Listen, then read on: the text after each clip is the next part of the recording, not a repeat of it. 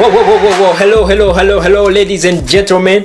Nizeye ko mukomeje kugubwa neza aho muherereye hose impande enye z'igihugu n'ahandi n'abari inyuma y'igihugu, ndavuga bari mu mahanga se cyangwa mu mpande zitandukanye z'isi. Nizeye ko mumeze fresh. This is your boy Manshot. Nizeye ko tugiye kubana mu kiganiro cyacu Man from the Kitchen. Uyu munsi rero dufite ibintu byinshi cyane, ariko nkomeza kwibaza ese ibiganiro byatambutse byagenze bite, byakuryoheye se? Nizeye ko byakuryoheye ndabizi. Alright, nize kuko byakomeje kubaryohera. Reka dukomeze no kubana muri iki ngiki. Noneho ikintu nakubwira, tekereza niki tubuze guteka, niki niye ndimo tugiye kuvugaho uyu munsi. Ni fire, ni bomb crat. Nize ko mugiye gukomeza kujya gute kuryoherwa muri kumwe na Manshot, Man from the Kitchen. Let's do it.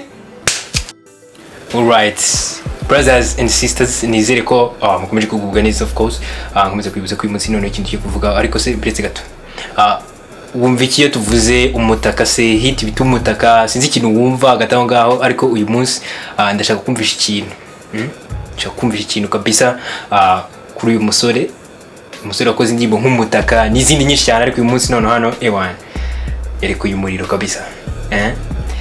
Okay, uyu munsi rero ikintu tubuze kuvuga, utaza kuvuga kuri indirimbo y'umusore bita Micho the Best. Micho the Best ni indirimbo yakozwe na producer Made Beat. Video ikorwa no bita Faizo. Yes, Faizo. Ni indirimbo imeze gutya kabisa. Nizire kufuta amatsiko nawe kuza kuyumva. Ntekeza kuri buze kuba uryoherwa no kuyumvira hano muri show yacu Man from the Kitchen.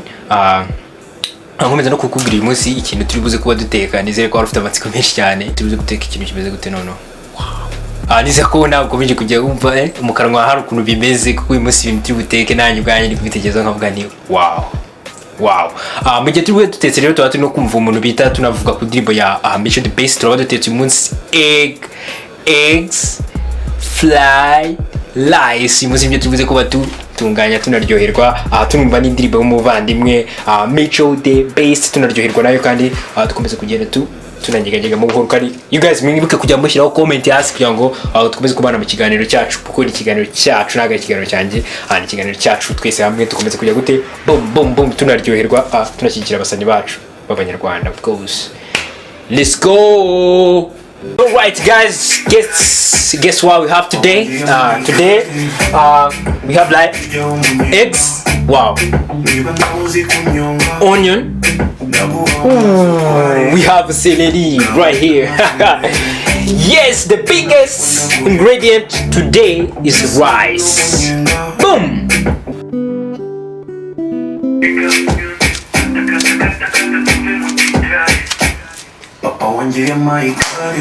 Alright, amita Micho the Best ebana. Uyu munsi tuzanye indirimbo bitiganire tugiye kuba dukoraho uyu munsi muri Man from the Kitchen, muri kumwe na Manshot. Of course niyo tugiye kugenda dukoraho uyu munsi, ariko mbonye ngo indirimbo guturuka muri Kick Ass Music niyo tugiye kuba tubona indirimbo yaturutse. Of course numvisha ari matangira aririmba ngo papa we ngo yamuhaye gare, ngo sinzi. Reka ibana tubanze tunumve ukuntu bimeze, ariko tunatetse. Of course reka tubanze twumve ukuntu ngo se yamuhaye gare, twikomereza.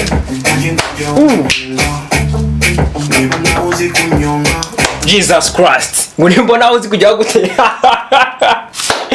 You gotta be kidding me bro. Ngo wiki ngo nimbuzi kunyonga.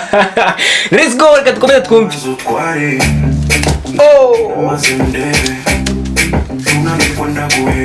Jesus Christ. Uretse gato. Uretse gato. Papa wanje yamaye kare. Ujye umunyenga. Niba nawe uzi kunyonga. Jesus Christ. Sasa hanga nimba nawe uzi kunyonga, nibwo tyo kumva ukuntu ngo ni naza kunanirwa wari uze kumuheka tu. Wamwita Micho the Best. Right. Ngahurira mazendere. Yes. Jesus Christ. Nubwo ngirigare papa yamuhaye ntago Imana umunyenga. Iyo ngiye kwimara umunyenga cyo yagishyize hasi rwose, tunikomereza tunamwumva. Ariko ifite video nziza, by the way, ifite na video nziza yakozwe n'umuntu bita Faizo. Ebana ni fresh kabisa ku ishusho rimeze gutya ebana, nubwo se yamuhaye gare akaba atimana umunyenga. Boom. Jesus! ahangaha rero none urugwa ngo wowe ucuze gucungana na feri kuko ngo induru yiwe ntago yayikira mu gihe yanyonze akagera amanuka acunge feri kuko karuru ntago yaza kugatira. Jesus Christ, Jesus.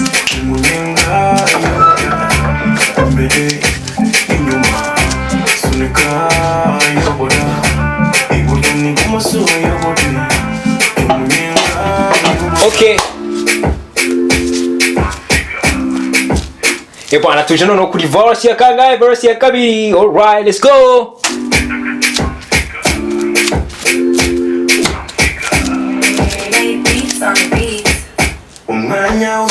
Made beats on the beat. Made beat ni wakoze n'ingoma.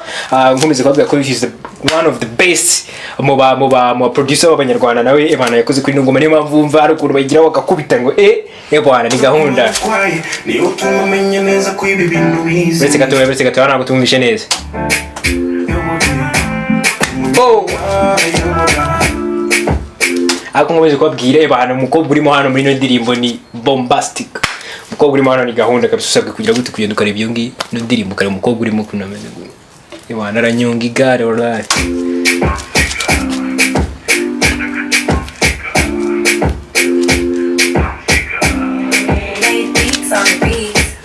Umwanya uza kumara utwaye niyo tumamenye neza ko ibi no.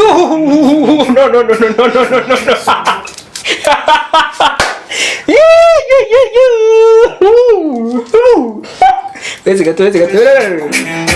gato. Hey! No.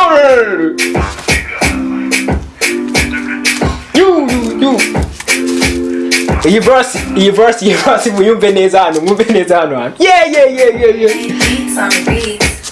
Umwanya uza kumara utwaye niyo tumamenye neza ko ibi bintu bize. Ntabwo nongera guseka. Umwanya uza kumara utwaye tu niba ari buzi gutuma ngo ibyo bintu nyine bize tu. Uwo mwanya tutaje kumenya ubundi. Jesus! Oh! Yes we. Ubwo nyine umunyonzi udafite uburambe aha ntabwo tuvuze kumenya kabizi. Turashaka kumenya wowe ufite uburambe cyangwa.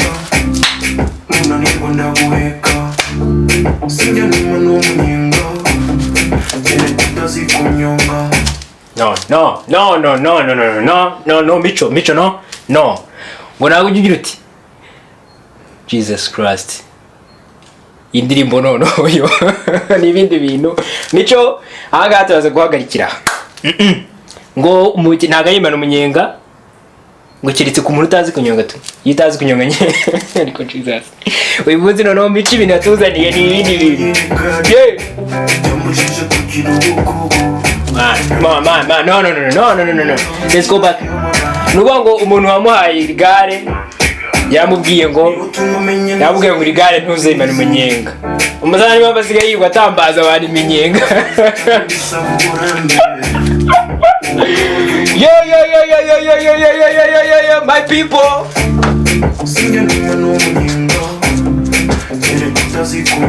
Jesus Christ. Yes, utazi kunyonga. Nuko umuntu wamwihereye igare yamubwiye ntukagira ubugugu tu. Umunsi nta bugugu habe na bukeya kwa Micho igare arifite. Atanga iminyenga uko yiboneye kose.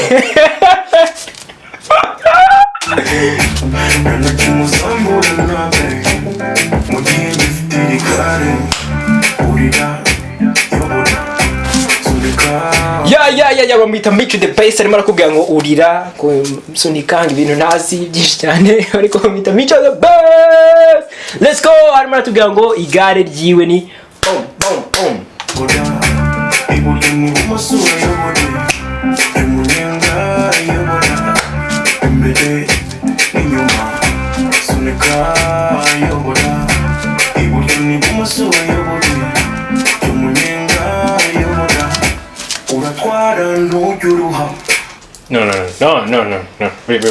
Wait. Aha. Ibaze umunyonzi niwe muri Tour du Rwanda tuvugisha kuri wa ntago wananirwa.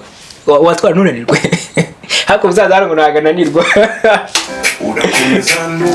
Yeah. No.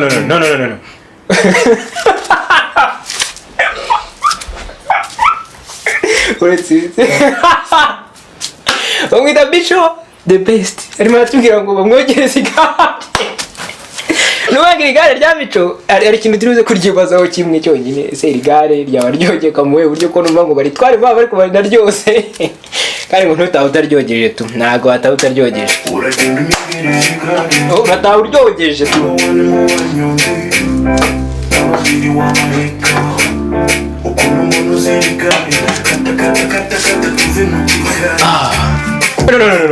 harakantu batumvishije neza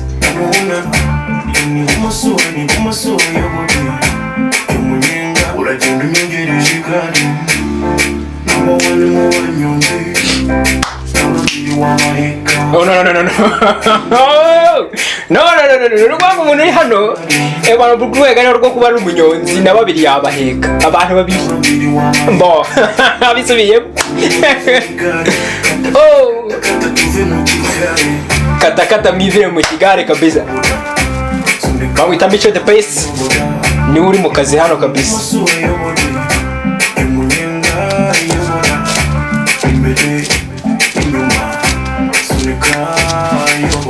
sunika ni ndipo ya umusaza bita Mico the best ndipo ita igare ntumusige kabisa yo ya turimo tunareba ukuntu tubuze no kurya ebana kuri ibyo byacu twatetse uyu munsi ebana bomba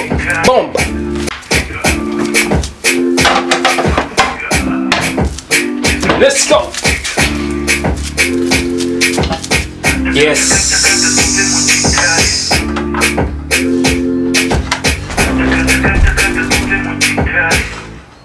alright ebana ifunguro ryacu ry'uyu munsi rero baryita ni eggs fly rice uyu munsi ebana nize ko nubuze kugubwa neza ebana n'abandi bantu aho muri muzagategura ariko namwe nta kintu bitwaye ebana nize ko ari fresh sun ebana cool nize kujya kuryoherwa Thanks brother. Yeah alright nizera ko n'abandi mumeze neza hano muri kandi nizera ko mwaguwe neza mwakubana nanjye twumva indirimbo ya Mico the best ebana dukora indirimbo nziza bita igare nize ko mwese mugiye kwishaka kandi mukanayumva ikintu mbibutsa ni kimwe comment muzishyire aho ngaho down below tugenda dukomeza kubana kandi munakora subscribe kuri account yacu kandi munasura account y'abasani kugira ngo mugende mubashyigikira mukomeze kubana nanjye your host Manishat man from the kitchen nizera ko muzagira icyumweru cyiza nakagaruka until next time.